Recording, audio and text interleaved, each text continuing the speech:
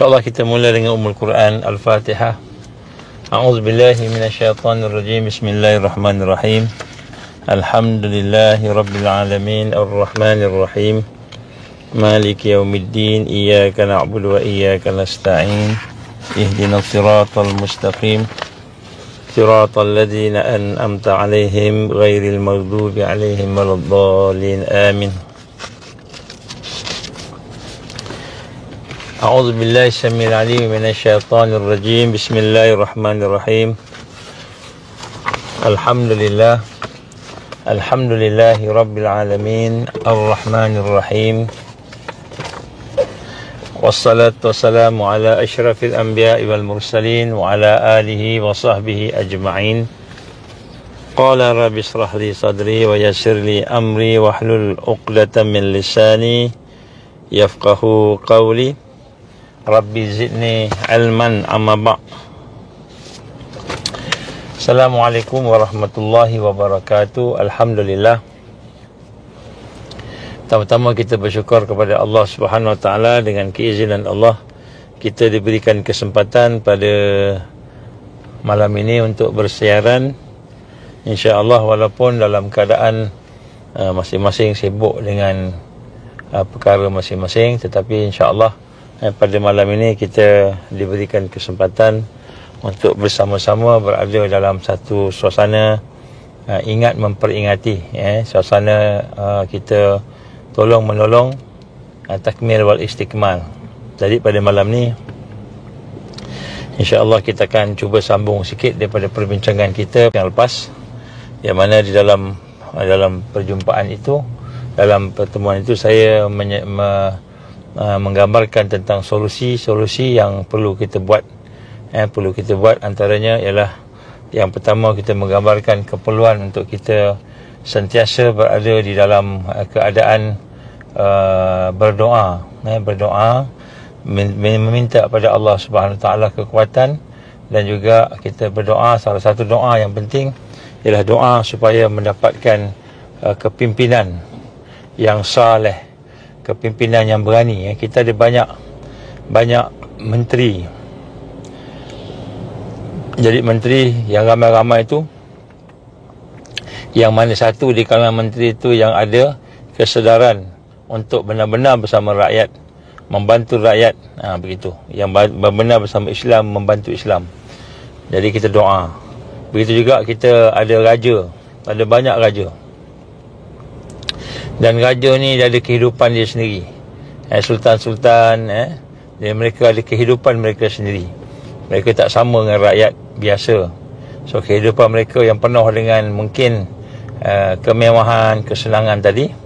Kita berdoalah supaya dalam keadaan kehidupan sultan, kerabat-kerabat diraja, tengku mahkotanya, raja mudanya, raja mahkotanya, dan juga sekalian kerabat-kerabat tuanku yang ada, kita doalah supaya mudah-mudahan mereka ini ada kebaikan, ada keikhlasan, dan dengan kebaikan dan keikhlasan itu mudah-mudahan menjadi asbab untuk hidayah masuk kepada mereka.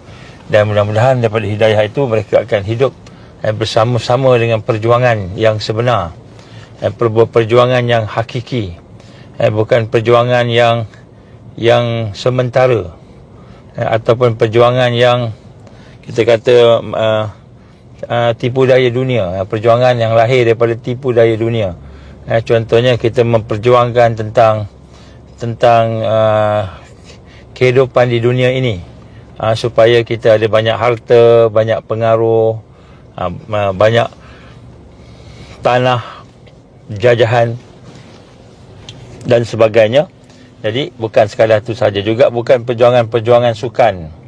Kita hari ini melihat ramai juga mereka yang suka memperjuangkan sukan, menaikkan sukan di sesebuah negara. Kita tak katalah sukan itu tak penting, tapi nak sebut kat sini, perjuangan itulah perjuangan yang bersifat sementara, bersifat sementara.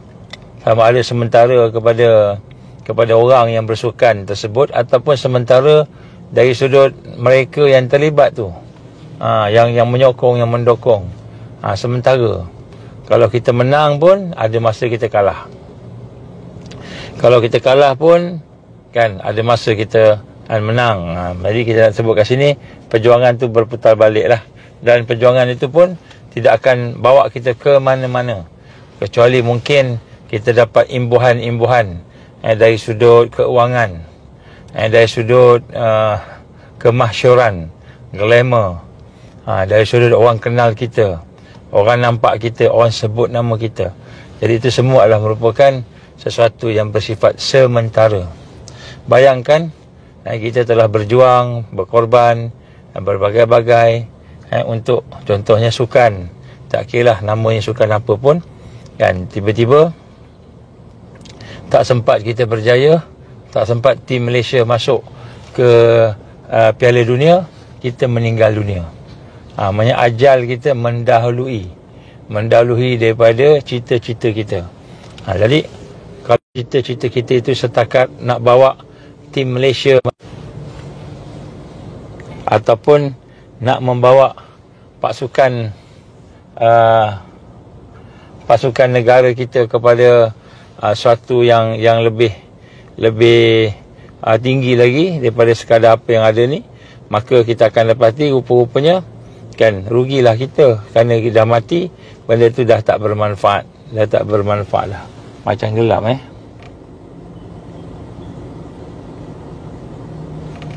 InsyaAllah. Jadi kita sama-sama nak mengajaklah semua pemimpin-pemimpin supaya bukan hanya memikirkan masalah ekonomi semata-mata, supaya negara kita ada ekonomi atau ekonomi kita supaya kita ni boleh senang hidup kita dan sebagainya, tetapi yang lebih penting supaya kehidupan kita itu bermanfaat untuk diri kita di akhirat dan juga diri yang lain untuk akhirat. Nabi gambarkan apa? Manusia yang paling baik ialah manusia yang paling banyak bermanfaat kepada orang lain. Dan bermanfaat untuk apa? Bukan bermanfaat untuk dunia, tapi bermanfaat untuk akhirat. Wal akhiratu khairu wa abqa. Akhirat itulah lebih baik dan lebih kekal. Wal akhiratu khairu laka minal ula. Akhirat itulah lebih baik dan juga lebih utama. Jadi kita lihat banyak Allah gambarkan tentang kemenangan yang sebaik akhirat. Inilah yang kita nak kena faham. Sebab itulah kita melihat mereka, musuh-musuh Islam, sentiasa membuat perancangan supaya kita ini terlibat dengan dunia tanpa memikirkan tentang akhirat. Sebab itulah bila ada satu tarik lah dengan orang-orang cerdik ni, terutamanya orang cerdik yang ada kedudukan lah, sama ada dia sebagai menteri ke, sebagai raja ke, kerabat raja ke, sebagainya, yang bangsawan je lah. Sering bila dia nak komen tentang sesuatu, kita kata we have to think out of the box. Dia kata kita kena berfikir out of the box. Out of the box mana di luar daripada kotak pemikiran kita yang biasa. Tapi sebenarnya di luar kotak pemikiran tu maknanya kita kena berfikir bukan macam blue ocean strategy. Kita fikir tentang apa yang orang lain tak fikir. Tapi sebenarnya kita kena fikir tentang lepas mati ni jadi apa. Apakah amalan yang kita buat hari ini benar-benar bermanfaat kepada kita dalam kubur, dan di akhirat nanti benar manfaat ke? Kita untung juta-juta, kita untung kan bilion, trilion kita untung, tetapi adakah bermanfaat untuk akhirat kita? Inilah yang cerdiknya. Ini yang cerdiknya. Jadi out of the box yang dimaksudkan tadi itu bukan sekadar dunia, tapi kita kena fikir sampai akhirat. Sebab itulah apabila seseorang itu memikirkan tentang kehidupan yang sebenar, iaitu akhirat tadi, maka dia akan cerdik. Siapa yang berfikir tentang kehidupan akhirat, maka dia akan jadi cerdik. Jadi sebab itulah pada malam ni kita nak tengok beberapa perkara dan kita nak kaji. Sebelum saya sambung perbincangan saya yang lepas, iaitu dengan solusi tadi, saya nak ceritakan sedikit, saya nak ulang kaji sedikit tentang satu surat yang telah ditulis oleh General Albert Pike, yang merupakan salah seorang daripada ketua Angkatan Tentera di Amerika pada bulan Ogos 1871. Dan surat ini telah ditulis kepada Giuseppe Mazzini, iaitu merupakan pengasas kepada mafia. Dua-dua ni adalah ketua kepada Illuminati yang ada di Amerika, yang seorang lagi berada di Eropah. Jadi dalam surat itu dia ada panjang lah, dia menceritakan tentang planning dia, perancangan dia. Saya nak sebut sikit lah perancangan dia tentang the Third World War. Kita tengok apa perancangan dia.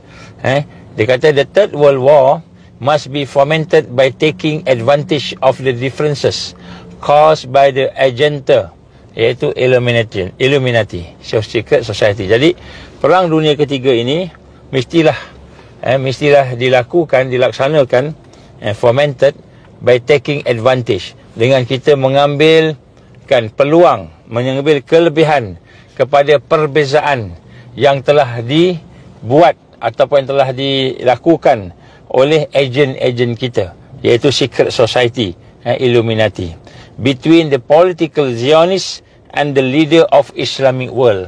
Jadi dua peperangan ini dikata adalah peperangan antara Zionis dan disebut sini leader of the Islamic world. Jadi sebab tu saya nak sebut kat sini kan, peperangan ni sebenarnya ialah peperangan antara leader dengan leader. Leader Zionis yang ada pengikut dia dan leader Islam yang ada pengikutnya. Maka dikata sini the war must be conducted in such a way, kan? The war must be conducted. Peperangan dunia ketiga ini mestilah dilaksanakan in such a way, sebagaimana that Islam and political of Zionism. Jadi orang Islam dan political Zionism mutually secara sama-sama destroy each other. Dua-dua dapat membunuh, menghancur antara satu sama lain. Meanwhile, jadi nombor satu, poin yang saya nak sebut sini, peperangan yang dilakukan itu adalah peperangan untuk menghancur antara satu sama lain. Sebab tu kita tengok apabila Israel menyerang Gaza, dia tak peduli dah. Dia main hancurkan. Dan dia tak peduli pun kalau dia sendiri hancur. Sebab itu bukan kalau ikut perancangan dia, tak nak hancur-hancur ni. Dia pun malu. Sampai sekarang Israel malu. Banyak perkara-perkara bodoh yang dia buat telah mendapat perhatian satu dunia, melihatkan kekejaman dia, kejahatan dia, membunuh anak-anak, membunuh orang awam.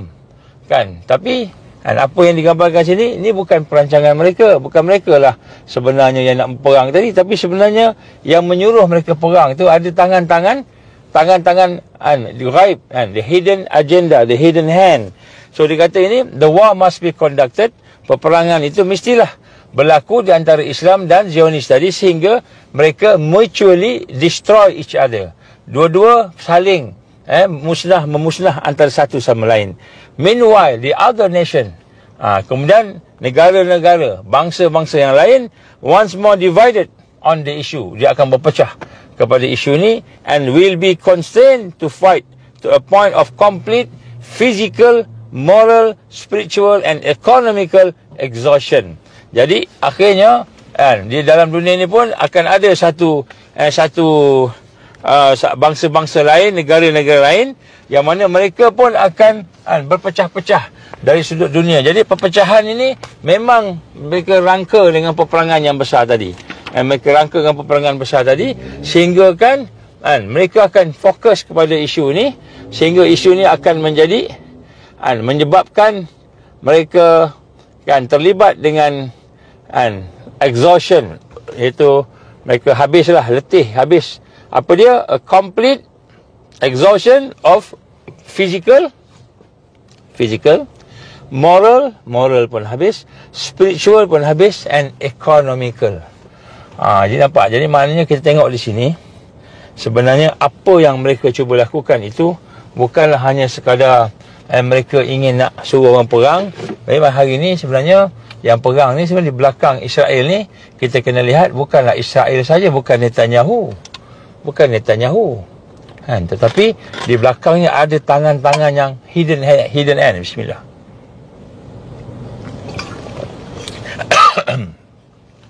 Yang mana hidden hand itu akan menyebabkan peperangan itu berlaku sampai habis.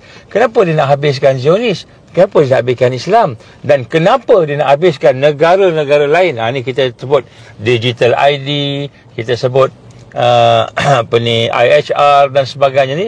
Kenapa semua tu akan terlibat dan menjadi rosak sama-sama dia, sehingga fizikalnya habis, moralnya habis, spiritualnya habis, dan akhirnya ekonominya pun habis, kerana dia nak bangkitkan satu kerajaan baru yang digambarkan sebagai the New World Order. Dia nak habiskan semua sistem yang ada. Sistem kewangan, dia tak nak lagi dah. Sistem kewangan macam sebelum ni, gold, lepas tu fiat money, US dollar, ringgit Malaysia, kita kata dolar Singapore, baht Thailand dan sebagainya. Dia tak nak dah ada duit fiat money, dia nak kepada sekarang ni dia panggil cryptocurrency, ataupun kita kata currency yang berkaitan dengan digital. Tapi dia bukan nak cryptocurrency, dia bukan nak Bitcoin, dia nak bukan nak yang tidak boleh dikawal, tapi yang boleh dikawal disebut sebagai CBDC, Central Bank Digital Currency. Jadi Central Bank Digital Currency ni, inilah yang dia nak adakan. Inilah New World Order.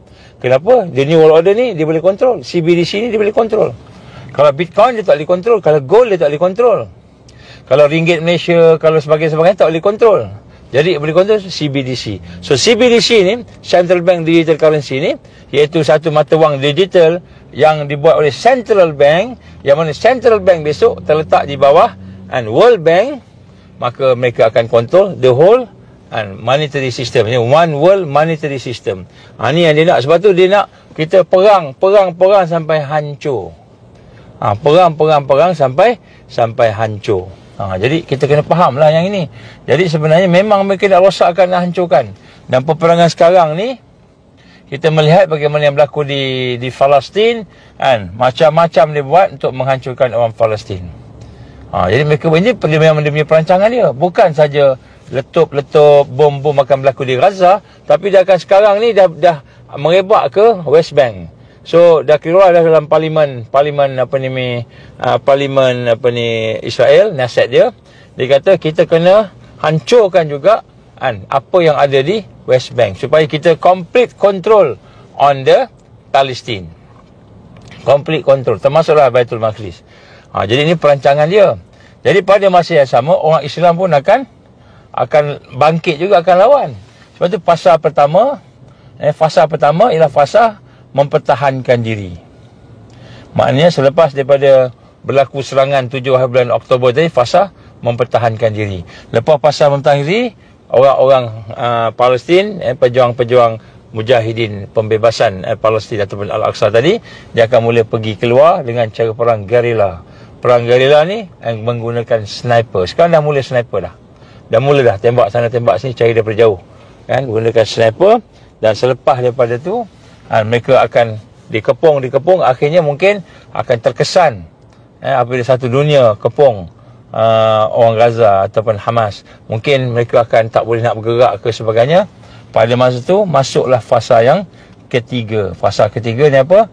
Orang-orang luar, mujahidin luar, orang beriman yang di luar mula masuk ke dalam Palestin.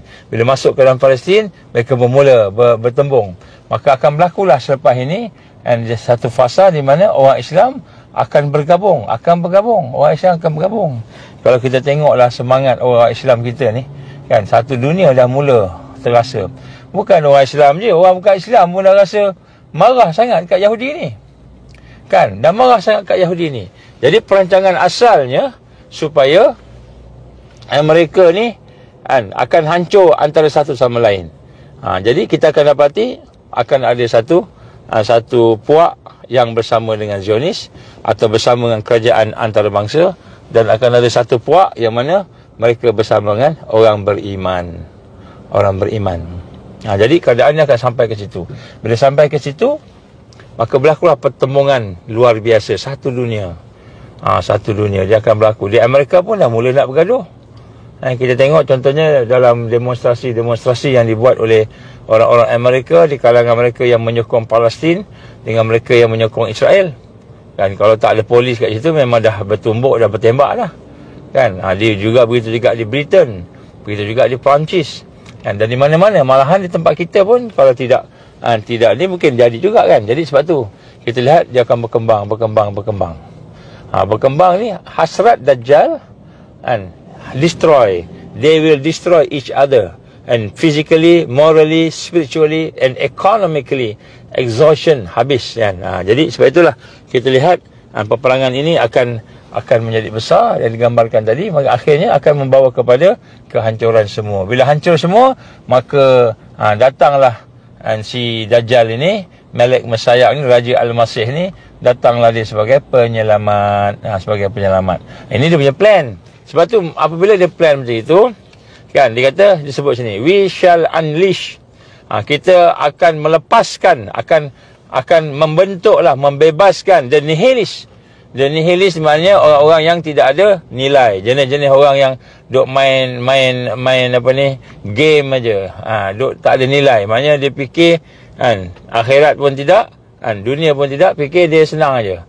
We shall unleash the nihilist and the atheist, dan orang-orang yang atheist. Jadi dari sini kita lihat, maka berlakulah peperangan ini berkembang sampai berlakulah kepada bukan saja di Palestin, bukan saja di Israel yang menjajah Palestin tadi, tapi akan berlaku juga di seluruh tempat. Then everywhere, kata dia, then everywhere the citizen obliged to defend themselves. Jadi rakyat-rakyat di tempat-tempat masing-masing akan merasai satu keperluan untuk mempertahankan diri mereka daripada against the world minority of revolutionaries, iaitu mereka yang nak menghancurkan orang tadi, kan. Tak ramai, kan, tapi golongan teroris lah digambar begitu. Mana will exterminate and those destroyer of civilization. So peperangan akan dibuat. Jadi peperangan ini mereka cipta, mereka rancang dengan izin Allah untuk mengancam, menakutkan, dan kemudian memaksa supaya mengikut solusi yang mereka buat. Apa yang nak buat besok, dia akan propose solusi-solusi, yang mana solusi itu datang daripada peperangan yang mereka buat. Jadi sebab tu mereka cadangnya nak menghancurkan semua orang, melemahkan semua manusia. Tetapi apabila melemahkan semua manusia ni dan mematikan, menghabiskan semua, tapi Nabi gambar apa? La tazalu ta'ifah min ummati zahirina 'alal haq. Jadi masalahnya apa? Masalahnya Allah SWT tidak akan mengizinkan orang Islam semua habis. Maknanya bila orang Islam yang beriman ni dikepung, diancam, ditangkap, dizalimi, dianiaya dan sebagainya dengan senjata-senjata mereka tadi, ataupun dengan perancangan mereka tadi, termasuklah perancangan-perancangan merosakkan ekonomi, merosakkan kesihatan dan sebagainya, maka adalah yang sakit, ada yang mati, ada yang ditangkap, dibunuh dan sebagainya, tetapi akan ada yang menang. Siapa menang? Umat Islam. La tazalu ta'ifah min ummati. Akan sentiasa ada di kalangan umat aku ini ta'ifah, kelompok-kelompok, yang mana kelompok itu akan diberikan kemenangan. Zahirina 'alal haq, akan diberikan kemenangan. Jadi di sinilah kita melihat pada malam ini, saya nak mengajak tuan-tuan perempuan untuk merasai, untuk kita nak menyambung berbincang tentang solusi yang patut kita buat. Jadi bukan hanya sekadar digital ID sahaja. Orang tak nampak sekarang ni. Ada seorang ni, saya rasa dia ni merupakan cyber trooper lah, kan. Dia kata saya dah ambil digital ID dah, dia kata. Saya dah ambil digital ID sejak daripada tahun 2018, 2019. Dah ambil dah. Dah masuk dah chip lah, apa benda, whatever lah. Dan saya tak ada pun rasa sakit, dan saya tak ada pun rasa dikongkong. Saya tak rasa pun orang memantau saya. Saya tak terasa pula bila saya nak makan kena ada orang paksa saya suruh makan walaupun kenyang ke sebagainya. Tak ada pun. Saya rasa okey je. Digital ID ni okey je, dia kata macam tu, kan. Ini adalah di kalangan kita ni, di kalangan orang Melayu kita ni, yang telah pun diberikan oleh pihak-pihak tertentu, mungkin kerajaan, ujian trial untuk nak ambil digital ID. Jadi dia kata okey, tak ada apa pun. Yang sibuk-sibuk konspirasi ni, apa hal ni, susah-susah sangat ni, kan. Saya lagi senang nak pergi beli barang, senang, tak payah bayar duit banyak-banyak, tak payah pakai IC, tak payah bawa lesen driving lesson, tak payah buat apa-apa, semua dah ada. Dengan chip cukup, saya boleh buat semua. Kan bagus tu. Ini ada gambaran daripada setengah-setengah kita yang menyatakan okey. Tapi sebenarnya, kan, bukan itu yang disasarkan. Bukan digital ID sahaja. Malahan digital ID pun bukan benda yang baik-baik. Dia ada dia punya yang tersirat, yang tersurat. Jadi apa sebenarnya yang mereka rancang sebenarnya ialah mereka nak kontrol semua. Kita doakan kepada Allah lah, mereka yang telah ambil digital ID dengan sukarela, dan mereka yang telah mengambil ubat-ubatan WHO dengan sukarela, kepada percubaan-percubaan tadi tu, kita doakan, ya Allah, tunjukkanlah kepada mereka al-haq itu hak dan batil itu batil. Kita doa yang itu je lah. Kalaulah digital ID itu bagus, baik, maka ya Allah tunjukkanlah kebaikannya. Kalau digital ID itu tak bagus, maka ya Allah tunjukkanlah keburukannya kepada dia, supaya dia faham, supaya dia boleh cerita yang benar. Dia boleh cerita yang benar kepada orang-orang yang lain. Dia kata konspirasi. Kita dah cerita dah macam-macam hujah-hujah, macam-macam fakta yang kita telah tunjukkan bahawa ni bukan konspirasi. One New World Government ni, New World Order ni bukan konspirasi. Benda yang mereka plan dan rancang. Malahan Nabi dah sebut, Allah pun dah berfirman dalam Al-Quran. Jadi sebab itulah saya nak gambarkan sini, sebelum kita pergi kepada solusi yang kedua, kan, kita perlu faham the magnitude of the war. Kan, betapa besarnya, betapa hebatnya peperangan yang disebut sebagai peperangan dunia ketiga atau peperangan akhir zaman ni. Betapa besarnya magnitude dia. Dia bukan macam kita tengok Gaza, kan, tengok Gaza kena bom, dan kemudian bila tengok Gaza kena bom, anak-anak mati, kan, ibu-ibu mati, dalam keadaan yang menyayat hati. Kita tengok pun tersentuh hati kita, tapi kita boleh duduk relax lagi kat sini. Kita tengok orang kena tembak, kena bom di Palestin, kena bunuh. Kita tengok hospital kena bom, kena tembak. Jadi kita tengok tu. Begitu juga yang berlaku sebelum ni di Yaman. Anak-anak mati kebeluran dan sebagainya. Sebelum ni berlaku di tempat-tempat yang lain, seperti di Bosnia pernah berlaku perang, di Chechnya pernah berlaku perang, begitu juga di Syria. Jadi peperangan yang dimaksudkan ini, yang digambarkan oleh Albert Pike ini, dia bukan macam tu. Itu hanya mukadimah kepada peperangan. Bismillah.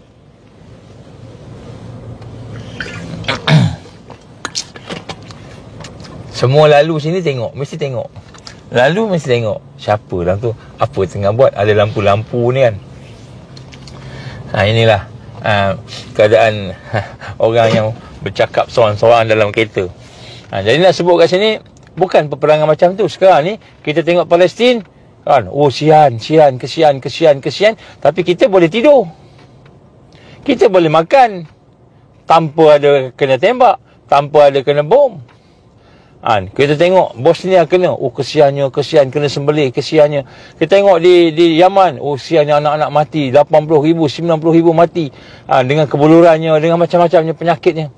Tapi kita kat sini masih lagi okey. Jadi peperangan yang dimaksudkan oleh Albert Pike dalam surat dia kepada Joseph Mazzini itu, iaitu antara Illuminati di Amerika dan Illuminati di Eropah pada tahun 1817, kata saya kita baca tadi, 1871 tadi, yang mana dia kata peperangan itu akan berlaku bukan hanya di antara Zionis dan Islam, tapi sekutu-sekutu mereka, tapi seluruh nation, seluruh dunia akan berlaku. Inilah digambarkan Rasul sallallahu alaihi wasallam al-malhama al-kubra. Jadi peperangan ini yang digambarkan sini bukan hanya orang Gaza yang perang, kita pun perang. Maknanya peperangan itu akan sampai kepada satu dunia, akan terkesan dengan kita kata peperangan tersebut. Jadi kita boleh bayangkan tak? Dan peperangan itu dalam berbagai bentuk. Berbagai bentuk. Baik. Antaranya saya nak sebut kat sini, peperangan menegakkan sistem syirik. Saya nak kena cerita ni magnitude of the war. Kan? Ataupun bagaimana hebatnya peperangan yang dimaksudkan situ. Kenapa? Kerana peperangan yang dimaksudkan itu, kalau kita ingat macam Gaza, kita kat Malaysia tak apa lagi, kita hantar bantuan. Nanti peperangan yang kita akan hadapi, kita pun kena juga. Bukan Gaza aja, kita pun kena.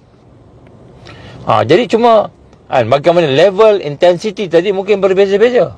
Cara diserang kita berbeza-beza. Kalau di Gaza mungkin dengan bom dan sebagainya. Mungkin di sini dengan cara pemaksaan, kontrol. Dia akan kontrol dengan ekonomi. Saya bagi satu contoh. Peperangan yang pertama ialah, saya sebutlah sikit-sikit supaya kita faham. Saya bacakan apa yang pernah saya sampaikan. Saya ulang balik tapi untuk kita tengok solusinya. Yang pertama, peperangan menegakkan sistem syirik. Menegakkan sistem syirik itu pertama. Jadi pertama sekali ialah menegakkan sistem syirik. Ini digambarkan sebagai sistem salib. Sebab tu salib ni, Kristian ni, dia bukan menyembah Allah yang sebenar. Macam mana dia cakap dia menyembah Allah dalam kitab dia, nak masukkan perkataan Allah dalam kitab Injil dia ke sebagainya kan, New Testament sebagainya. Sebenarnya dia menyembah kan Tuhan, bukan Allah yang esa. Allah ni esa, kul huwallahu ahad. Tapi Kristian dia menyembah Tuhan Allah, Tuhan Jesus, Tuhan Maryam, Holy Ghost. Jadi maknanya dia orang ni syirik. Syirik. Jadi sebenarnya peperangan salib itu ialah peperangan untuk menegakkan sistem yang mensyirikkan Allah. Ini dia punya magnitude kita kata besarnya, hebatnya Al-Malhamah Al-Kubra ni. Janganlah kita nampak Malhamah Kubra ni darah aja, bom aja. Tapi sebenarnya dia bermula dengan peperangan menegakkan sistem yang mensyirikkan Allah Subhanahu wa ta'ala. Contoh, kita kata saya belajar agama. Saya belajar sampai PhD agama. Kan? Sampai PhD agama. Tapi asas saya punya pembelajaran ialah sekular. Sebab tu orang belajar agama ni sampai PhD, kebanyakan mereka, tak semua noh, kebanyakan mereka tidak mempunyai akidah yang mantap. Teori yang mantap mungkin. Kita kata teori. Teori yang mantap ni maknanya mungkin dia boleh berhujah dengan Qurannya, dengan hadisnya, sebagainya. Hadis sahih lagi disebut macam-macam. Tapi dari sudut akidahnya dalam bentuk kehidupan dia, pemikiran dia, dari sudut hati dia. Hati paling penting. Tasawuf. Contohnya tasawuf. Tak ada. Kalau belajar kat universiti ni, belajar tasawuf ni tak ada. Hakikat tasawuf, belajar tasawuf ni tak ada. Tazkiyatun nafs ni tak ada. Yang ada belajar fiqh. Yang ada usuluddin. Yang ada mustalah hadis. Mustalah hadis, ilmu tentang hadis. Ulumul Quran, belajar tentang Quran. Tauhid. Teori.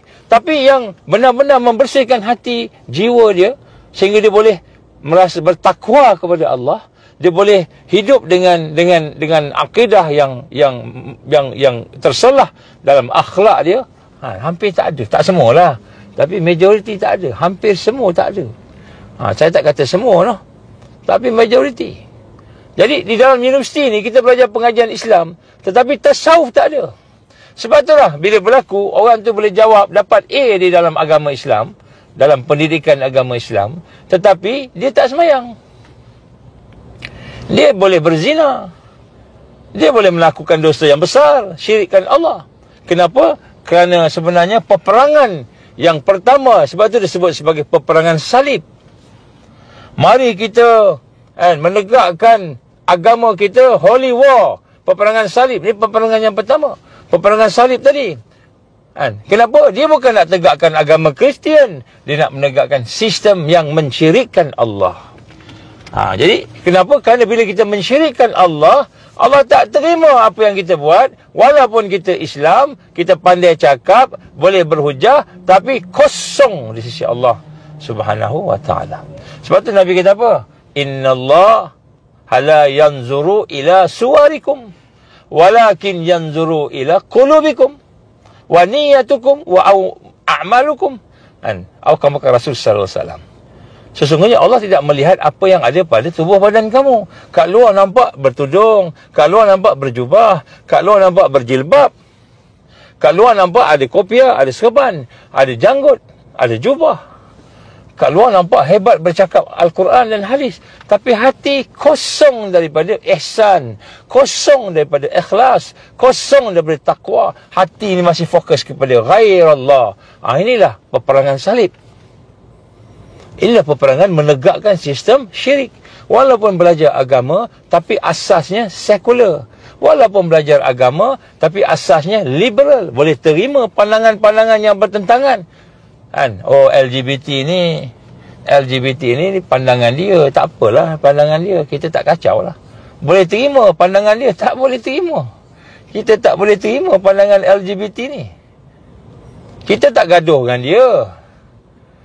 Kita tak pukul dia. Kita tak kacau dia, tapi kita tak boleh terima. Bila kita kata tak apalah, boleh terima lah LGBT ni, tak ada masalah LGBT ni, itu dia punya. Yang penting dia tak kacau kita. Dia tak buat jenayah, tak mencuri, tak membunuh, tak merompak. Tak apalah. Tak boleh. Tak boleh. Sebab itu telah mensyirikkan Allah. Sistem Islam. Kita beli kan, nak beli barang kan. Ni saya beli saya beli barang ni saya beli barang ni ni saya terima beli. Bahagian akad ada, tapi sistem masih ada riba. Kan? Ni syirik. Ada bahagian-bahagiannya kita ambil Islam, ada bahagian-bahagian kita ambil ghairal Islam, keluar daripada syarak, keluar daripada iman, takwa. Ini peperangan yang pertama. Jadi peperangan pertama ni hakikat dia bukan nak jadikan negara orang Islam tu tukar daripada negara Malaysia kepada negara Malaysia Islam, negara Islam Malaysia kepada negara kafir atau Kristian Malaysia. Bukan. Itu dia punya gimmick-gimmick je. Yang sebenarnya sistem. Ini peperangan untuk menegakkan sistem syirik. Contohnya apa sistem syirik? Bab ekonomi. Contohnya kita boleh terima riba. Cuma tukar akad aja. Dia kata tukar akad je. Akad je kita tukar. Dah jadi asah dah. Dia tukar akad je. Saya beli, saya terima, saya jual, saya terima. Akad je dah betul akad. Tapi dalamnya ada interest. Dalamnya masih ada bunga. Dalamnya masih ada riba.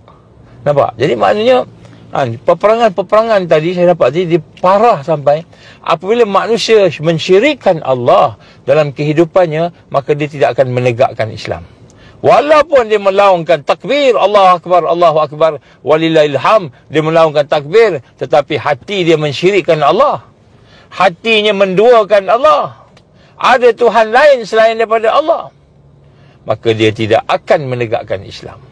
Ini peperangan-peperangan yang kita kena faham. Ini the magnitude. Sehingga hari ini orang boleh semayang Allahu Akbar. Kenapa semayang? Dia semayang sebab orang lain semua pakat semayang. Maka jadilah riak. Syiriklah riak tu. Jadilah ujub. Jadi kita lihat, walaupun pelajaran tu pendidikan Islam, tetapi pendidikan Islam tu rupa-rupanya ada apa? Ada ilmu yang terpisah daripada iman, terpisah daripada tazkiyatun nafs, terpisah daripada apa? Daripada tasawuf. Saya ingat masa saya kat UIA dulu,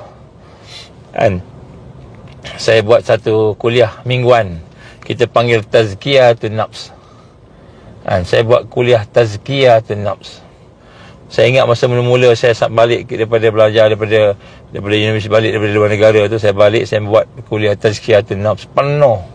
Mula-mula penuh. Terpaksa ubah sampai terpaksa ubah tempat kuliah tu jadi besar-besar sampai 3 sampai lecture hall. Daripada mula classroom besar sampai lecture hall, sampai auditorium. Sekali datang ratus-ratus, 300, 400, 500 gitulah lebih kurang. Kemudian bila kita buat rupa-rupanya, bila kita membincangkan tentang tazkiyatun nafs, ramai di kalangan pelajar-pelajar yang merasakan, yang pelajar yang nak buat baik ni lah, merasakan jiwa mereka kosong. Sambutannya luar biasa. Sambutan luar biasa. Jadi ini antara kekurangan sistem syirik dalam pendidikan. Walaupun namanya Islam, pendidikan Islam, walaupun namanya universiti Islam, tetapi di dalamnya hatinya tidak diproses, imannya tidak diproses, dan takwanya tidak diproses. Inilah merupakan peperangan yang melahirkan mereka yang ada sistem Islam tetapi perkara berkenaan Islam, sistem Islam tadi, tapi rupanya sistem Islam yang bersifat juz'iyah. Sebab tu dia boleh berubah. Saya minta maaf lah, saya cerita cara terus terang lah. NGO Islam, nama NGO Islam, tetapi masih lagi bergantung dengan jahiliah. Nama parti Islam masih bergantung dengan sistem jahiliah. Jadi berlakulah ijtihad orang alim kita, yang sebahagian, tak semua, yang sebahagiannya. Ijtihadnya bukan lagi siasah Islam, tetapi siasah parti Islam, siasah politik, demokrasi. Sedangkan demokrasi itu bukan Islam, tetapi demokrasi itu ala Islam. Yang Islam ni apa? Yang meletakkan Quran dan hadis yang paling atas sekali. Demokrasi meletakkan apa yang paling atas? Tangan-tangan yang mengundi manusia. Dan bila dah ada parlimen, siapa yang dekat parlimen tu, kalaulah dia orang Hindu yang banyak, Hindulah yang berkuasa. Kalau orang agama Buddha yang banyak, Buddha yang berkuasa. Kalau orang Islam banyak, Islam yang berkuasa. Jadi dia bukan sistem yang menegakkan al-haq, Al-Quran dan hadis, tapi menegakkan manusia. Jadi inilah yang kita gambarkan sebagai perkara yang mensyirikkan Allah. Dan mensyirikkan Allah ni adalah peperangan.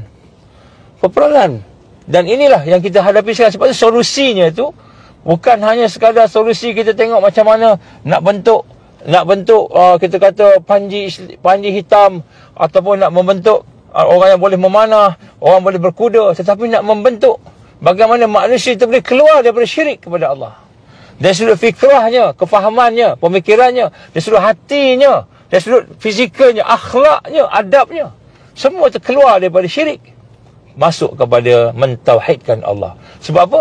Peperangan yang ganas, yang hebat ni bukan hanya peperangan yang ada macam kita nampak di Gaza pada hari ini. Sebab itulah walaupun bangunannya runtuh, hospitalnya runtuh, rumahnya runtuh, sekolahnya runtuh, masjidnya runtuh, tetapi sahabat-sahabat saudara kita di Gaza masih bertahan, masih boleh berada dalam keadaan yang kuat, beriman sampai sekarang. Israel dah lebih sebulan, nak dekat masuk 2 bulan, tak boleh istihar menang, tak boleh. Padahal bom yang dijatuhkan di Gaza sudah menghampiri bom atom yang dijatuhkan di Hiroshima dan di Nagasaki. Bismillah.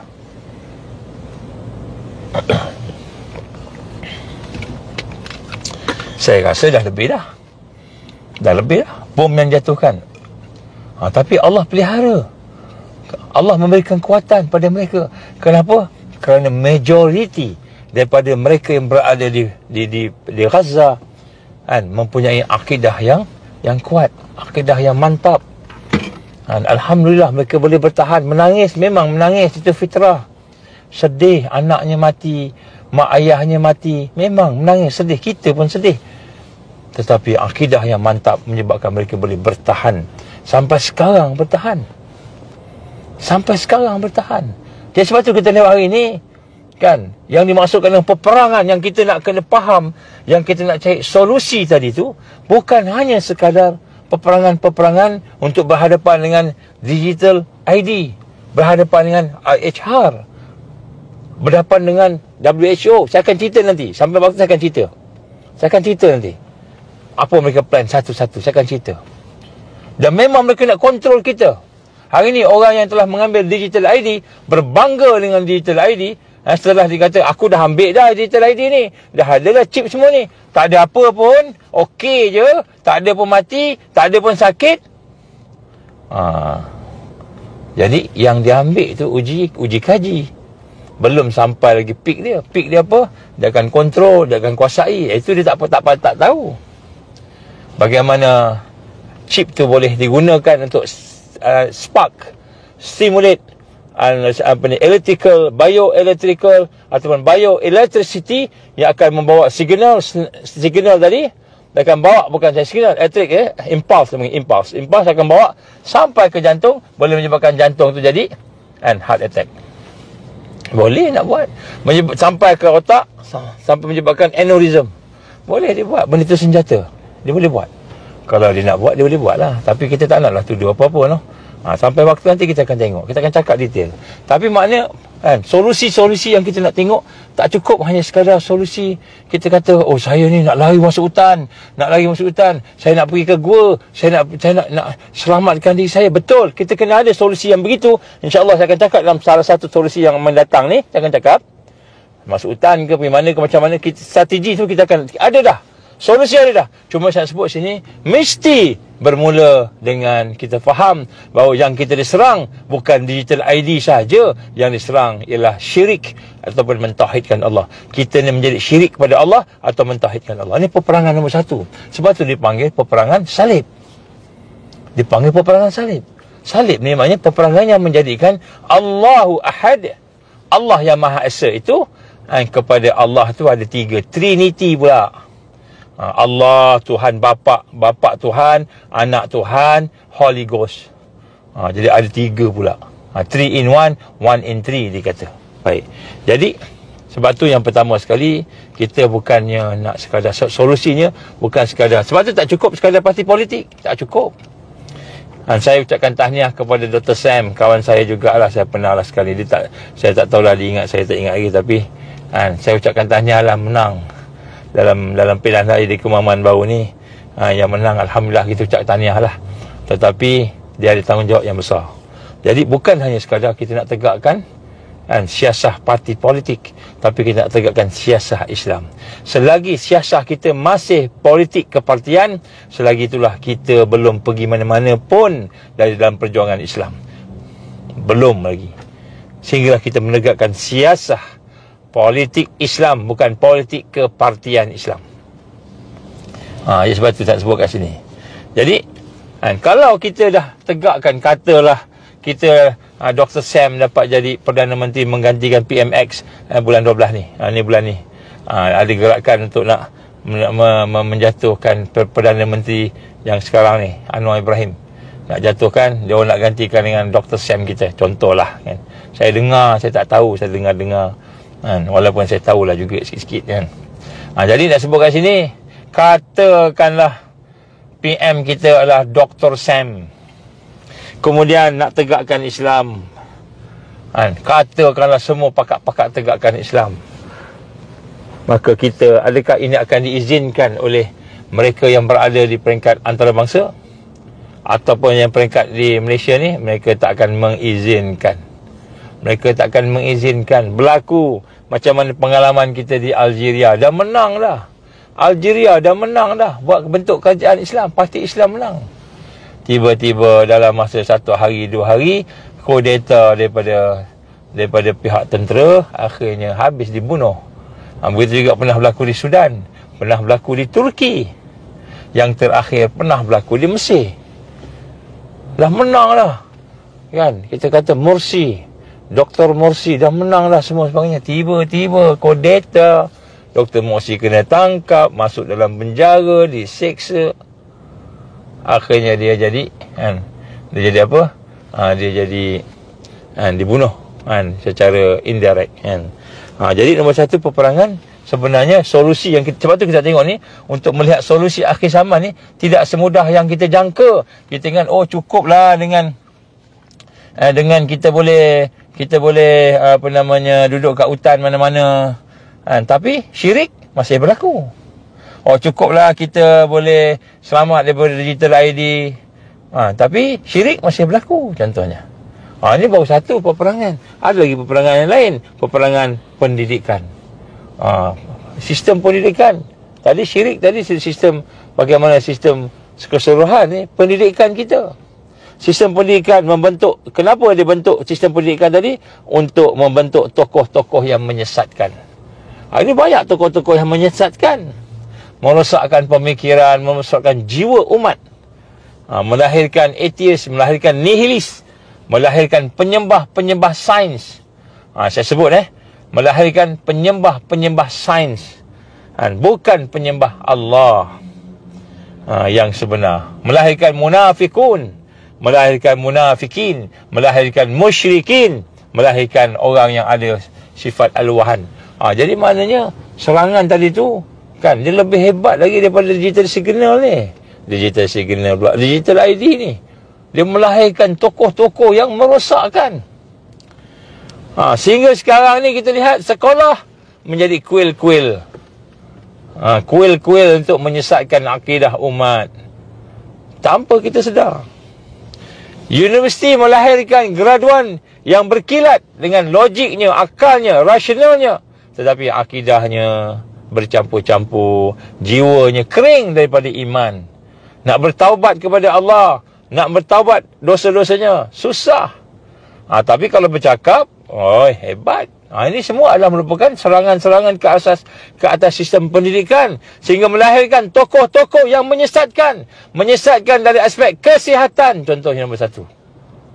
Menyesatkan dari aspek kesihatan. Dia belajar kesihatan, dia kata yang boleh ni hanya biochemical aja untuk nak selesaikan masalah. Dia kata penyakit ini kena ada makan ubat paracetamol, itu aja. Kena makan ubat ni ubat sakit darah tinggi, ini ubat sakit jantung, ini ubat sakit kencing manis. Maka dia kata inilah dia makan sampai mati. Sebab dia hanya merawat simptom. Dia hanya merawat simptom-simptom penyakit. Simptom-simptom penyakit, dia bukan merawat penyakit. Tak percaya, tanyalah dengan doktor-doktor, doktor yang ikhlas. Jadi dari sudut kesihatan melahirkan tokoh-tokoh yang menyesatkan. Dia tak terima Tibun Nabawi. Tak terima Tibun Nabawi walaupun dia orang Islam. Apabila berlaku satu perkara, satu benda, dia kata tak ada ubat. Coronavirus tak ada ubat. Sebab tu kita ambil vaksin. Kita kena ambil vaksin. Sebab apa? Vaksin tu nak bagi kuat imun kita. Antibody badan kita ni bagi kuat dengan ambil vaksin. Dia tak tahu bahawa banyak makanan-makanan sunnah, banyak perkara sunnah, Tibun Nabawi yang boleh menimbulkan kekuatan imunisasi. Lebih hebat daripada perkara yang disimulate, yang distimulate, yang telah dirangsang oleh ubat-ubat chemical. Jadi, tapi tak boleh terima. Tak boleh terima. Kemudian ubat tu hanya fizikal aja, tak boleh spiritual.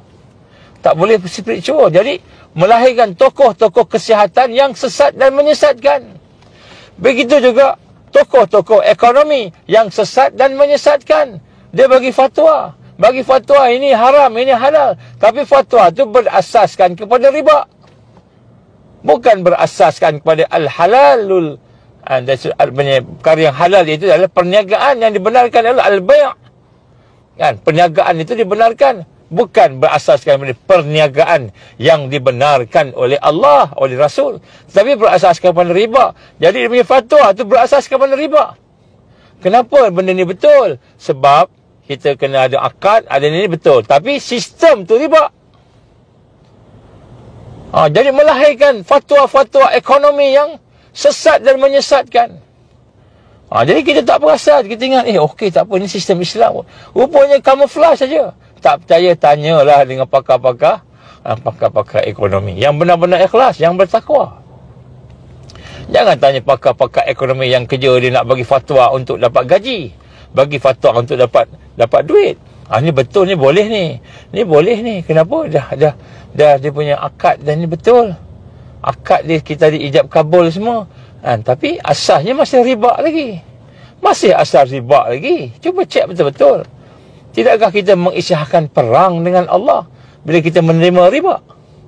Jadi lahir tokoh-tokoh yang sesat dan menyesatkan. Imam mudillin dalam bahagian ekonomi. Imam mudillin, tokoh-tokoh yang sesat yang menyesatkan dalam bahagian ekonomi. Tokoh-tokoh menyesatkan dalam bidang fatwa. Tokoh-tokoh menyesatkan dalam bidang sosial, kehidupan. Jadi sebab itulah sebenarnya peperangan yang mereka lancarkan ini peperangan dalam bentuk sistem yang boleh membina tokoh-tokoh yang menyesatkan. Pendidikan yang kita tak perasan. Kita pun duduk dalam sistem yang sama dulu. Tapi Allah izin ada sedikit kesedaran. Alhamdulillah, kita sedarlah juga. Adalah sikit sebanyak kesedaran belajar daripada ulama-ulama yang ikhlas tadi. Jadi membina tokoh-tokoh yang menyesatkan ini dari sudut kalangan ulama, dari kalangan orang alim, saintis, dari kalangan orang-orang yang memimpin umara. maka benarlah apa yang digambarkan Rasulullah SAW, bahawa sesungguhnya yang aku khawatir, yang aku bimbang atas umat aku inilah pemimpin yang menyesatkan. Hadis daripada At-Tirmizi. Jadi bukan Dajjal yang aku bimbangkan. Jadi pada hari ini solusinya kita kena faham, kita kena balik kepada sistem pendidikan kita ni, anak-anak kita ni, supaya asasnya apa? Asasnya mentauhidkan Allah, akidah. Asasnya apa? Asasnya iman. Asasnya Al-Quran dan sunnah Nabi. Barulah kita asas kembali. Ini baru tajdid. Baru kita betul-betul membina solusi yang mantap, solusi yang sebenar. Jadi peperangan ni it's not as easy as 1, 2, 3. Kan? Saya akan sentuh. Saya sebut tadi, saya akan sentuh IHR. Sebenarnya saya akan sentuh nanti. Tapi itu belakang sikit. Kat situ ada solusi dia. Tapi kat sini saya nak sentuh benda yang asas, dasar. Setelah kita mendoakan. Kenapa kita mendoakan pemimpin yang dapat hidayah tadi? Supaya kita diberikan oleh Allah pemimpin-pemimpin, orang-orang yang boleh mengurus kita, memimpin kita. Tak kiralah di kalangan siapa pun, yang bertakwa, yang beriman, yang boleh memimpin umat hari ini, yang begitu tandus dengan kepimpinan yang berwibawa, yang beriman, yang Islam, yang bertakwa, tandus. Dia boleh cakap Islam, dia boleh jadi ahli majlis fatwa, dia boleh menjadi ahli majlis syura ulama, ketua lagi.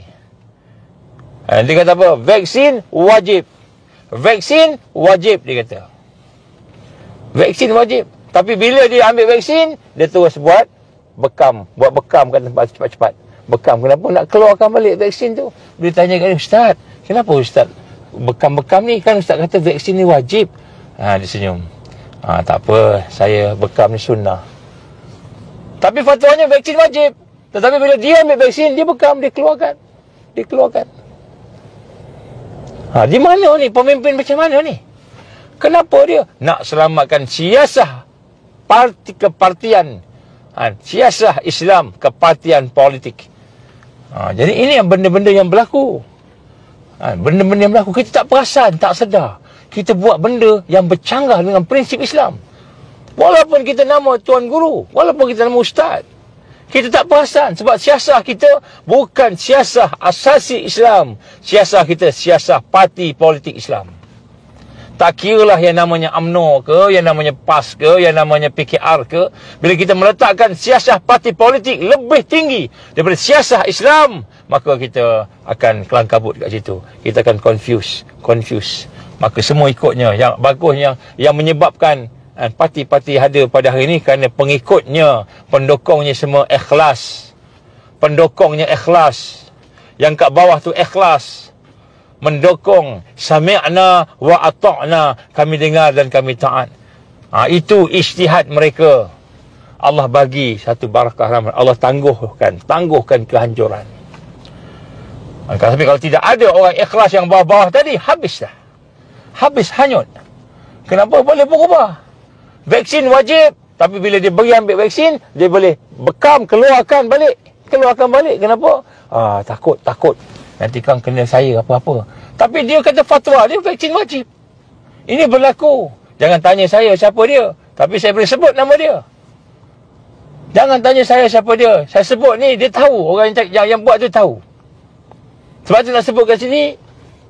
Kan? Bagi ulama-ulama dan umara, solusinya.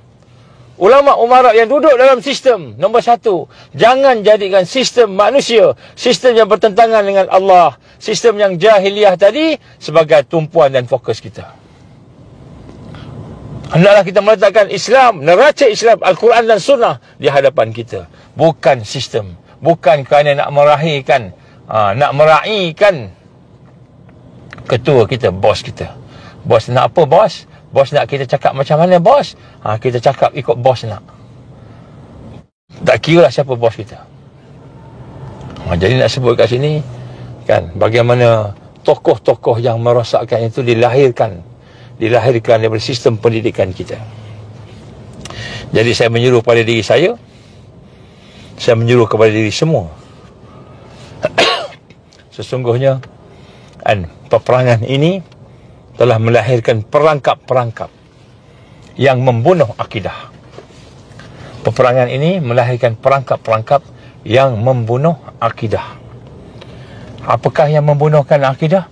Seperti jawatan. Bismillah.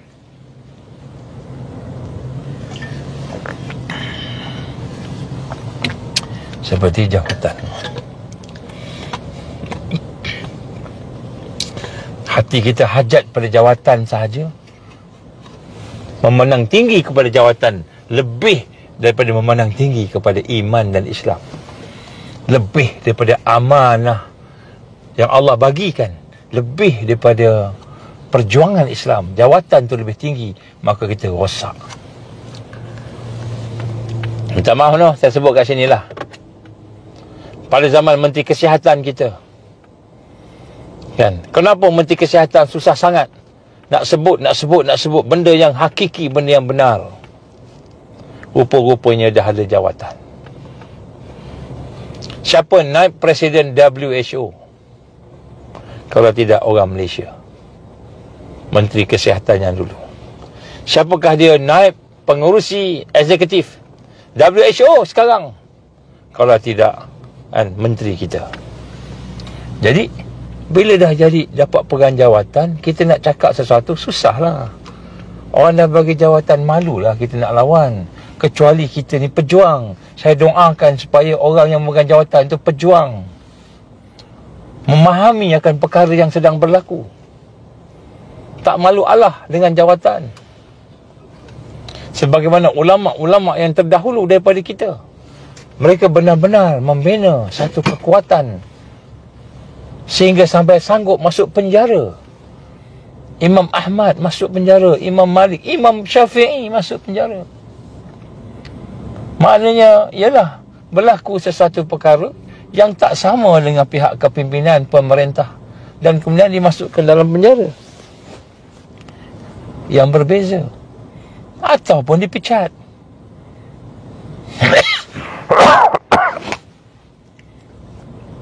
Ada tak mufti-mufti kita yang dipecat kerana tak sama pandangan dengan pihak kepimpinan? Ada tak?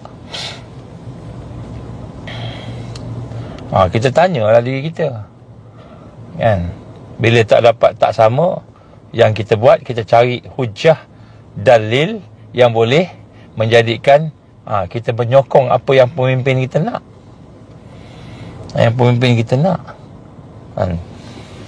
Jadi maknanya solusi yang kita nak tengok dalam hal sistem ini ialah kita kena melihat bagaimana mereka akan menyediakan perangkap-perangkap. Antara perangkap-perangkap itu ialah jawatan. Kemudian sesuatu yang di-offer, yang ditawarkan untuk kepentingan duniawi. Kemudian bila diberi kepentingan duniawi itu tidak makan, tak load, kata orang tu, maka diberi ugutan pula. Ini semua peperangan ni. Dia bagi ugutan ataupun dipindahkan ke tempat lain. Ditawarkan gaji tinggi, tapi kena pindah tempat lain supaya dia tak kacau kan dakwah ataupun kita kata pembinaan kekuatan tadi. Jadi sebenarnya itulah antara perkara-perkara yang kita dengar, kan. Dan kemudian selepas daripada peperangan sistem dan sebagainya tadi, maka masuk peperangan ketiga, ialah peperangan yang untuk mengancam segala yang kita suka. Zuyyina lin-nasi hubbus syahawati minan nisa' wal banin al-qanatir al-muqantarah ila akhir. Jadi apa yang menjadi kesenangan syahwat, Allah akan uji kita. Satu hari Allah akan uji kita dengan harta, hilang pangkat, hilang keluarga, hilang mak ayah, hilang suami, hilang isteri, hilang sahabat, kawan-kawan, hilang segala yang kita kerja usahakan, perniagaan kita. Maka orang yang takut kehilangan tersebut, pasti dia akan mengikut arus. Contoh, kenapa ambil benda ni, ubat ni? Kalau tidak, macam manalah saya nak pergi umrah, macam manalah saya nak masuk masjid, macam manalah saya nak buat ini itu. Tak boleh. Memang kehilangan, dan memang hilang pun. Habis kan, kalau saya mati ni kan, saya tak boleh nak sembahyang, dia kata begitu. Contoh. Jadi nak sebut kat sini kan, penindasan dan akan berlaku, itu pertembungan. Bagaimana yang Allah gambarkan dalam suratul Baqarah ayat 217, wala tazaluna yuqatilunakum, dan sungguh-sungguh mereka itu sentiasa memerangi kamu, hatta yaruddukum an dinikum, sehinggalah kamu ni murtad, berpatah balik daripada agama kamu. Jadi mereka akan paksa, mereka akan, itulah digital ID semua tu semua ke arah paksaan, kontrol. Itulah saya sebut tadi. Ada orang kata, tak apalah, boleh IHR ni, apa salahnya, baguslah nak tolong kita sebagainya. Sebenarnya tolong tu nampak yang tersurat, yang tersirat tu kontrol. Dia nak pantau kita, nak kontrol kita. Hari ni kita tak nampak lah, besok dah ada bencana alam, gaji pun tak ada, dia akan bagi gaji kat kita. Kata Klaus Schwab, you will own nothing, but you will be happy. Kamu akan gembira, tapi kamu tak ada miliki apa-apa pun. Maknanya sebab dia kontrol. Bila tak milik apa-apa, siapa yang? Dia yang kontrol. Dia yang kontrol. Maka Allah gambarkan antara malhamah al-kubra, peperangan-peperangan yang besar yang kita kena faham. Bila kita faham yang ini, baru kita boleh faham solusinya. Kalau kita tak faham masalah ni, peperangan ni, macam mana kita nak faham solusi yang betul? Itu yang kita ingat solusinya duduk kat Gunung Ledang, lari masuk hutan. Kita ingat solusinya duduk dalam hutan. Kita ingat solusinya kan, memanah, belajar memanah, naik kuda, belajar naik kuda. Kita ingat solusinya belajar silat. Apalah guna silat, duduk hutan, belajar memanah, naik kuda, tapi kita mensyirikkan Allah. Sembahyang pun tak jaga, sembahyang pun tak pelihara, Quran pun jauh daripada penghayatannya. Apa guna? Sebab kita faham peperangan ni nampak fizikal aja. Peperangan ni nampak digital ID, fizikal aja. Kita nampak ubat saja, nampak bio weapon, chemical weapon. Peperangan ni, malhamah kubra ni, nombor satu, nak menyesatkan. Sebab tu Allah gambarkan dalam ayat ini, Al-Baqarah 217. Tolong tengok, wala yazaluna yuqatilunakum hatta yaruddukum an dinikum in istata'u. Dan mereka sentiasa tidak berhenti-henti memerangi kamu, yuqatilunakum. Allah guna perkataan perang, maknanya nak membunuh. Hatta, sehinggalah kamu semua ni murtad, yaruddukum an dinikum, keluar daripada agama kamu, murtad daripada agama kamu. Bukannya masuk hutan, sebab tu tak kisah nak masuk hutan, masuklah, tak apa. Nak duduk kampungan Islam, maka pergilah kampungan Islam, tak apa. Tapi sesat. Sebab tu kalau kita tak sesat, kita buat sesuatu, dia kejar, dia hambat. Duduk hutan, dia panggil keluar. Contohnya, wa man yartadda minkum an dinih, dan siapa-siapa yang murtad daripada agamanya, lalu mati, dia sedang mati dalam kafir, maka rosak binasalah usahanya di dunia dan di akhirat. Jadi kita buat apa pun kan, kita jangan kena digital ID, lari sana lari sini, kita buat macam-macam, masuk hutan, masuk gua, buat macam-macam, buat bunker, buat bol, BOL, buat macam-macam kita buat. Allah gambarkan sini, kamu mati dalam keadaan mensyirikkan Allah, kamu mati dalam keadaan keluar daripada Islam, murtad, maka rosaklah amal usaha kamu yang baik tu. Apa pun kat dunia ni yang baik, nak jadi macam Al-Kahfi, pergi sana sini lari tapi syirikkan Allah, akidah tak betul, tidak ada tarbiyah, maka Allah gambarkan rosak binasalah amal kamu, habis amal, habis. Jadi peperangan ni, it's not about digital ID sahaja, it's not about IHR sahaja, walaupun itu sebahagian daripada senjata yang mereka guna, itu senjata mereka, tapi bukan itu. Peperangan tu bukan senjata. Kita sibuk kita nak melarikan diri daripada tidak kena tembak dengan senjata-senjata tersebut. Tapi kita tak faham hakikat peperangan tu sebenarnya dia nak rosakkan akidah kita, dia nak rosakkan agama kita, dia nak rosakkan hidup kita, adab kita, akhlak kita. Jadi walaupun dalam keadaan kita kata kita selamat, tak ada apa-apa, aman damai, tak macam Gaza, Malaysia, Indonesia tak ada perang, tak ada apa, tapi rupa-rupanya peperangan telah pun berlaku. Berapa ramai yang sesat dan rosak. Berapa ramai yang sesat dan rosak. Barulah kita nampak, oh macam gitu. Barulah kita nampak, oh rupanya solusinya is not as easy as A, B, C, D. Macam mana banyak orang-orang mengambil apa kita kata solusi. Kita kena masuk hutan, kita kena buat perkampungan Islam, kita kena buat kita hijrah ke sana sini. Tapi kita lupa tarbiyah kita dengan Quran, kita dengan mentauhidkan Allah, kita dengan amalan-amalan zikir yang menghidupkan hati, yang membersihkan hati, yang menjadikan hati kita mengenal Allah, menyebabkan kita ni boleh bersiap sedia jiwanya, mentalnya, dan kemudian fizikalnya. Fizikal pun nak kena prepare juga. Sebab tu Allah gambarkan wa'idul lahum mastata'tu min quwwah, dan persiapkan diri kamu dengan segala persiapan kekuatan-kekuatan tadi. Bukan hanya dari sudut kita nak lari saja. Sebab tu saya sebut ni, kalau kita fikir digital ID, itu senjata dia. Tapi senjata dia bukan digital ID aja. Dia ada senjata undang-undang, dia ada senjata dari sudut bioweapon, dia ada senjata dari sudut ekonomi, CBDC, dia ada senjata dari sudut kita nak merosakkan pemikiran kita dan emosi kita, mungkin menggunakan gelombang-gelombang. Banyak senjata dia. Dia ada senjata yang betul-betul senjata seperti bom dan sebagainya. Senjata banyak. Jadi kita tengok senjata. Sedangkan peperangan tu sendiri kita tak nampak. Peperangan tu adalah seluruh kehidupan kita ni nak disesatkan oleh Dajjal, nak dihancurkan, nak dirosakkan. Jadi kita kena melihat macam mana Nabi berhadapan. Sebab tu saya sebut kita kena kembali pada sunnah Rasulullah sallallahu alaihi wasallam. Kenapa? Kerana peperangan itu dalam bentuk seluruh kehidupan.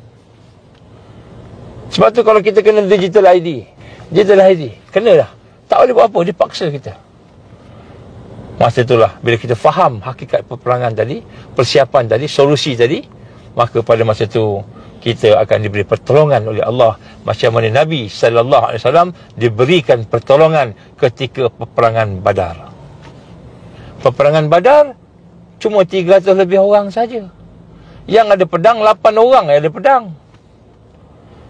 Yang ada kuda 2 ekor je.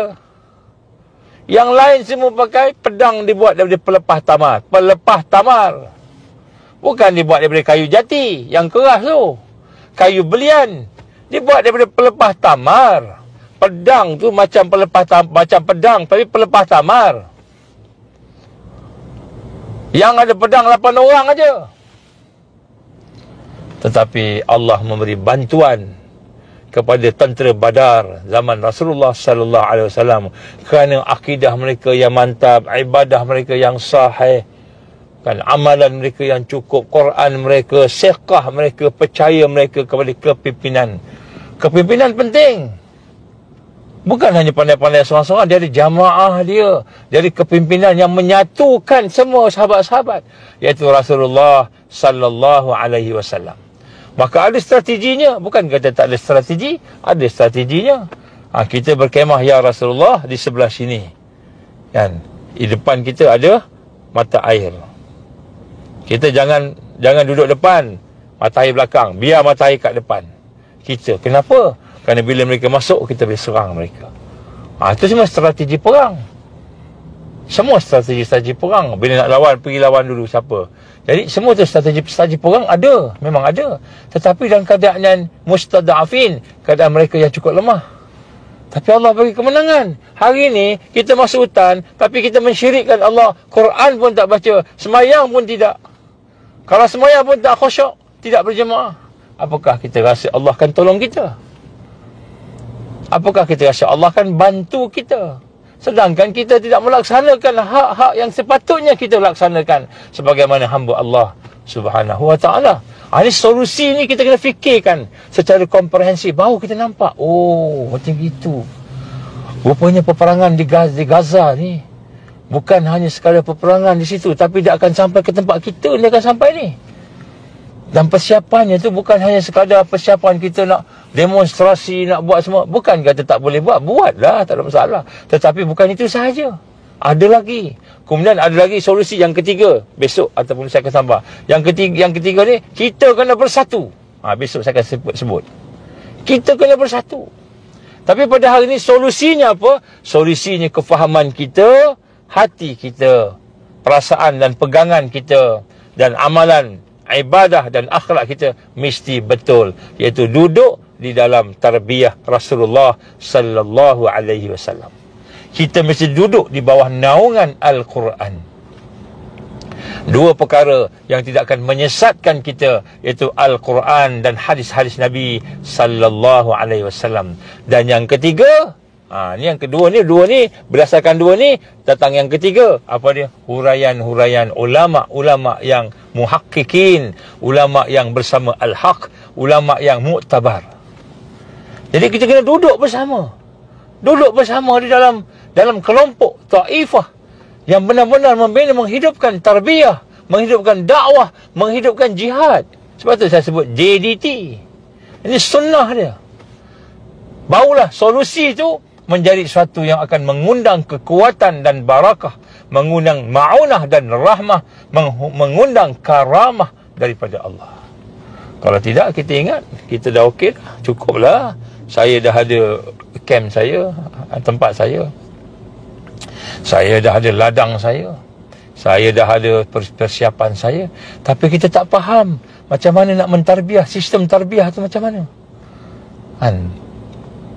Rukun arkanul tarbiyah, rukun tarbiyah 3 minima. Yang pertama mesti ada murabbi misali. Murabbi inilah seorang yang boleh membimbing kita, mendidik kita, yang telah melalui tarbiyah. Bukan dia saja je dia duduk dalam universiti terus boleh jadi murabbi. Murabbi misali. Yang kedua mesti ada sistem, manhaj yang sahih, manhaj yang meliputi seluruh kehidupan Islam, semua sekali. Kena duduk. Ini rukun wajib. Ini manhaj yang menyentuh akal dia, menjadikan al-aqlu wa'i, akal yang sedar. Menyentuh hatinya, menjadikan al-qalbun zaki, hati yang bersih, hati yang cerdik. Yang menyentuh fitrah dia, fitrah salimah, dia punya kemampuan untuk menghubungkan kehidupan dia dengan Allah. Kemudian manhaj yang menyentuh fizikal dia, main dah sedut kekuatan dia, fitness dia dan sebagainya. Jadi manhaj yang menyentuh tentang organisasi, macam mana nak berukhuwah, macam mana nak berkasih sayang, macam mana nak bergerak dalam satu saf. Innallaha yuhibbul ladzi yuqatiluna fi sabilihi safah. Bagaimana Allah menggambarkan kita duduk dalam satu saf, ka'annahum bunyanun marsus, dalam keadaan satu saf macam mana bangunan yang tersusun rapi.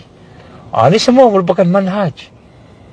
Manhaj ni sistem tarbiyah Rasulullah sallallahu alaihi wasallam. Dia bukan hanya sekadar selawat aja, zikir aja, Quran aja, suluk aja, bukan. Dia ada lebih lagi. Sebagaimana luasnya Islam, begitulah luasnya manhaj tarbiyah. Kemudian yang ketiga, rukunnya ialah bi'ah tarbawiyah ataupun bi'ah salihah. Macam mana nak bentuk sistem ada, bagus, suasana, sebagainya tadi, sistem tadi kan, murabbi ada, tapi suasana pula tak ada. Contohnya zuruf, dipanggil zuruf nafsiyah, suasana dalaman hati kita. Macam mana nak menjadikan hati kita ni hati yang layak untuk ditarbiyah?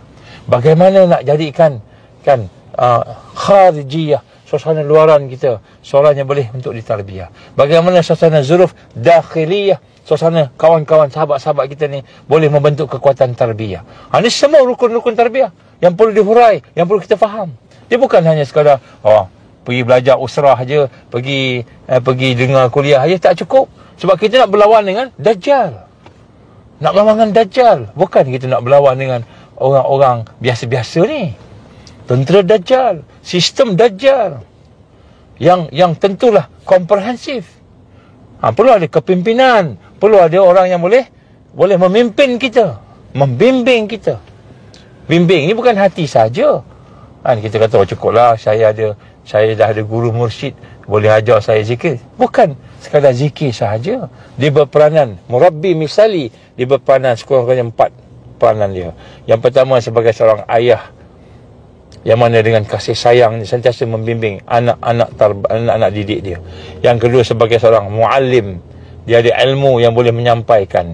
Yang ketiga peranan dia sebagai seorang syekh yang mendidik hati-hatinya, membersihkan hatinya, meningkatkan makam-makam yang ada dalam suluk dan dalam dia punya perjalanan tarbiyah. Yang keempat sebagai komandan, sebagai seorang yang boleh memimpin dengan disiplin, membina kekuatan umat sehingga boleh berjihad pada jalan Allah. 4 ciri-ciri murabbi misali ini mesti ada. Dia bukan satu je, bukan muallim saja. Sekarang ni banyak tuan-tuan guru dia muallim je, ataupun dia syekh juga, dia bersihkan hati, tapi dia tak faham macam nak memimpin siasah untuk kebangkitan Islam, tajdid Islam, amal Islam, tak faham, ataupun dia tak pernah lalui. Setakat baca kitab, boleh baca kitab, semua orang boleh baca kitab, tapi macam mana nak membina satu kekuatan tajdid Islam. Bukan saja tajdid Islam, untuk nak menyatukan ummah dengan platform-platform. Ini semua ada termasuk di dalam manhaj tarbiyah. Termasuk semua sekali dalam sistem tarbiyah Rasulullah sallallahu alaihi wasallam. Sebab tu Rasulullah SAW dia boleh mengalahkan musyrikin, dia boleh mengalahkan Rom, dia boleh mengalahkan Parsi, boleh menyebarkan Islam walaupun dia dah wafat. Nabi SAW wafat, Abu Bakar sambung, Omar sambung, Islam tersebar ke seluruh dunia, 2/3 sampai kita dapat Islam. Kerana mereka mempunyai manhaj tarbiyah yang menyeluruh, komprehensif. Ini semua solusinya. Baru boleh. Kalau tidak, kita ingat kita short sendiri je. Macam mana nak kalahkan Dajjal? Dajjal ada sistem dia, Dajjal ada tentera dia, Dajjal ada kekuatan-kekuatan dia, Dajjal ada sihir dia, ada sains dia yang digabungkan. Kita nak kalahkan dalam keadaan kita seorang-seorang kita, dengan family kita, boleh? InsyaAllah tak boleh. Itu sunnah. Nabi dah sebut, kena bersama dengan jamaah, bersama dengan sahabat-sahabat. Wa'tasimu bihablillahi jami'ah. Dan adalah kamu berpegang teguh dengan tali Allah. Tali Allah ni apa? Yang pertama Al-Quran, yang kedua hadis-hadis Nabi, yang ketiga ummah ahli sunnah, orang yang kita kata berjuang tadi. Itu tali Allah tu, jamaah sahihah. Jadi sebab tu kita melihat kat sini bagaimana solusi kita yang kedua yang saya nak sebut pada hari ini, melihatkan kepada magnitude kekuatan peperangan dan serangan yang berjalan dalam semua aspek. Maka kita perlu bersama-sama duduk di dalam tarbiyah Islam yang tersusun, tarbiyah Islamiyah harakiyah, tarbiyah pendidikan Islam berbentuk gerakan. Maknanya kita boleh meningkat, bergerak, membina kekuatan secara jama'iyah, secara bersama-sama. Jadi sebab tu kita lihat solusi ni, kita kena ada sahabat-sahabat nombor 2 ni. Kena ada sahabat-sahabat yang sefikrah, yang kita sama-sama ada murabbi yang membimbing kita, sama-sama kita mencari orang yang boleh membantu kita. Sebab kita nak berhadapan dengan sistem, dia serang kita dalam bentuk sistem. Kita seorang-seorang kita fikir satu ni aja, 2 ni aja, habis kita. Kita sekarang kita boleh bertahan sebab belum sampai lagi diserang sampai peringkat nyawa, belum lagi.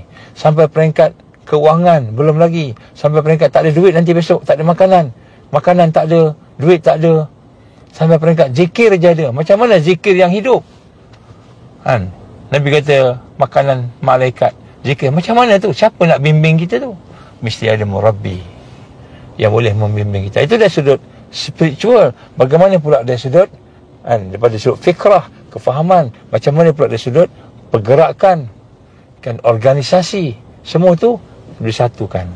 Bila kita faham yang ini, oh subhanallah, kita kena patah balik kepada sunnah Rasulullah. Macam mana Rasul sallallahu alaihi wasallam melakukan, membuat dulu, macam mana dibuat pada sahabat-sahabat, membina sahabat-sahabat, digabungkan, didudukkan di satu tempat, ditingkatkan diri mereka, sahabat tadi akhlak mereka sampailah peringkat perjuangan, boleh berperang dengan baik, boleh berfikir strategi yang terbaik. Ini semua kita kena gabungkan, kena sinergikan, kena buat semula. Barulah kita berada dalam solusi yang terbaik. Jadi bukan hanya, kalau kita kata digital ID ni hanya salah satu je senjata dia. IHR salah satu je senjatanya. Ekonomi and Trans-Pacific Treatment and Global Pandemic Treaty GBT, semua tu hanya senjata-senjatanya. Ni belum cerita dengan HARP yang telah diletak di Alaska. Satu senjata yang digunakan di Alaska yang telah akan connect dengan frekuensi-frekuensinya sampai ke tempat kita ni. Di tiang-tiang ni ada dia punya receiver dia. Ada receiver dia. Yang mana dia akan transmit daripada Alaska ke sini. Kemudian dia akan transmit pula signal-signal gelombang-gelombang yang harmful pada masa-masa tertentu. Ini semua senjata juga. Jadi kalau kita berhadapan dengan senjata, kita tak cukup, kita kena berhadapan dengan peperangan. Peperangan ni ada macam-macam senjata. Baru kita nampak, ni semua ni sama je ni, satu je. Baru kita nampak. Dan insya-Allah bila kita ada kekuatan dan kesedaran, barulah kita boleh nak lawan dia. Barulah boleh kita nak tajdid. Baru boleh nak tajdid. Kalau tak boleh, kita ikut follow lah. Macam lembu kena cucuk hidung. Masa PKP, jadi lembu kena cucuk hidung kita. Kan? Masa besok digital ID pun macam lembu cucuk hidung kita ni. Nak tanam digital nak tanam rice microchip kat sini, tanamlah, tak apalah, rela. Kenapa? Kalau tak boleh travel, tak ada ni, kita pun rela, tak tahu nak buat apa. Kalau nak buat tu, semua tu adalah strategi. Jadi boleh nampak jadi kita nampak ni nombor 2. Jadi nombor 2 ni kita mesti duduk bersama dengan murabbi, kepimpinan, bersama sahabat-sahabat untuk sama-sama membina kekuatan diri kita. Dan kemudian yang ketiga, insya-Allah kita akan sambung nanti. Ini saya akan sebut tentang bagaimana keperluan kita untuk bersatu bersama dengan semua yang beriman, yang Islam. Jadi pada hari ini digambarkan sebagai panji-panji Islam, minta maaf, panji-panji hitam daripada Nusantara, daripada timur, daripada mana-mana. Apa maknanya, insya-Allah kita akan cuba sentuh. Kita akan cuba sentuh insya-Allah. Di situlah kita akan faham maksud panji hitam ni bukan bendera hitam yang ditulis dengan kalimah la ilaha illallah Muhammad Rasulullah. Itu bukan panji hitam. Apa maksud panji hitam? Maksud panji hitam kita akan cerita insya-Allah besok kot, kalau ada rezeki. Besok tak boleh, lusa. Besok ada program lain. Lusa insya-Allah, ataupun siang ke, saya cuba tengok macam mana. Ini solusi ni kita kena faham. Kalau kita tidak faham, maka kita akan hanyut dengan perancangan jahat and dajjal. Sebab mereka akan tu. Saya sebenarnya insya-Allah saya akan sentuh nanti bagaimana iblis, jahatnya iblis ni sampai peringkat dia mengumpulkan saintis dia kumpulkan. Dia menyamar jadi manusia. Dia mengajar saintis-saintis ni, iblis. Sehingga mereka ni menjadi satu jamaah yang besar, menjadi satu taifah yang besar, iblis ni. Jadi hanya boleh dikalahkan dengan taifah, jamaah dari kalangan mukmin yang bersama dengan panji hitam. Apa panji hitam ni? Panji hitam ni bukan bendera hitam yang ditulis la ilaha illallah, bukan. Panji hitam ini satu yang insya-Allah saya akan sentuh pada hari Rabu. Besok saya ada program lain, tak dapat nak sentuh.